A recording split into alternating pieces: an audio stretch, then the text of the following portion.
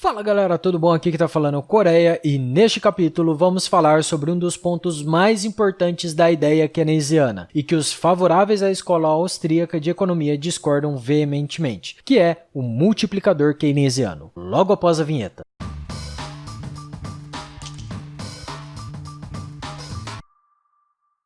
Se você está vendo esse capítulo no YouTube e não é inscrito no canal, se inscreva e ative o sininho para receber uma notificação quando for lançado um vídeo novo. Se estiver ouvindo o podcast, não se esqueça de curtir e seguir para não ficar de fora quando tiver novos episódios. Chega de enrolação e vamos lá para o conteúdo. Como dissemos várias outras vezes nos capítulos anteriores, a macroeconomia tenta explicar a economia como um todo. Quesnay, um dos fisiocratas mais importantes, disse em 1758 que aqueles que estavam no topo da pirâmide econômica, que no caso seriam os donos das terras, conseguiam multiplicar os gastos por aqueles que recebiam o dinheiro e gastavam. Lembrando que os fisiocratas tinham como pressuposto base que a economia só era gerada através da terra. Todo o resto era estéril no que diz respeito à criação de valor. Keynes então mudou um pouco essa ideia, mas manteve essa linha de pensamento. Ele analisou especificamente por que os preços dos bens produzidos e a mão de obra não voltam aos níveis naturais nas depressões. De acordo com a economia clássica, o equilíbrio deveria ocorrer naturalmente através do livre mercado. Keynes então pensou em um jeito de potencializar essa volta aos níveis naturais, incentivando a demanda com gastos públicos no curto prazo. O foco neste caso é utilizar o multiplicador descrito por Quesnay, porém utilizando os gastos públicos. Keynes elaborou a ideia que foi defendida por Richard Kahn, mas que foi elaborada matematicamente por John Hicks na década de 1930. De acordo com a ideia, se o governo investe em grandes projetos durante a recessão, como criação de estradas, ferrovias ou hidrelétricas, o emprego irá crescer mais do que o número de trabalhadores empregados diretamente, fazendo com que a renda nacional suba mais do que a quantia gasta pelo governo. O núcleo dessa ideia é que, quando o governo paga os trabalhadores, esses irão gastar o dinheiro recebido movimentando a economia e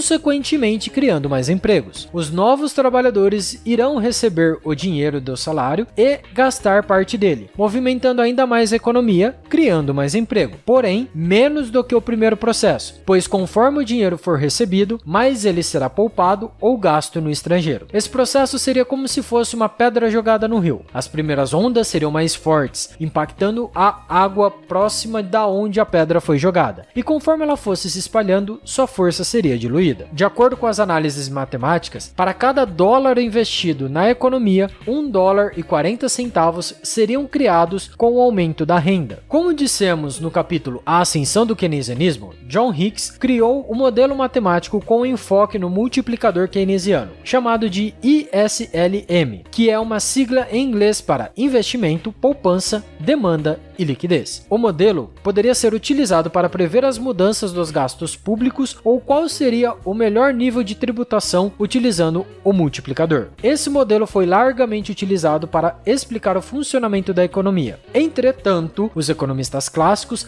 sempre foram contra esse modelo, já que todo o gasto governamental é financiado ou por dívidas ou por tributação. E como a tributação retiraria dinheiro da economia, o efeito seria o inverso ao desejado. No caso das dívidas, o efeito seria a inflação, reduzindo o poder aquisitivo dos salários, ponto vital do modelo. Por isso que os clássicos não gostam muito dos modelos econométricos, pois como seu enfoque sempre desconsidera inúmeras variáveis, são falhos e cheios de lacunas. E assim terminamos nosso capítulo de hoje. Falamos sobre o multiplicador keynesiano e como ele se parece bastante com as ideias dos fisiocratas franceses. Se você ficou com alguma dúvida, deixe sua pergunta aqui nos comentários ou no nosso Instagram, @coreia_com_k, que farei o máximo que puder para conseguir responder. Até o próximo capítulo e tchau!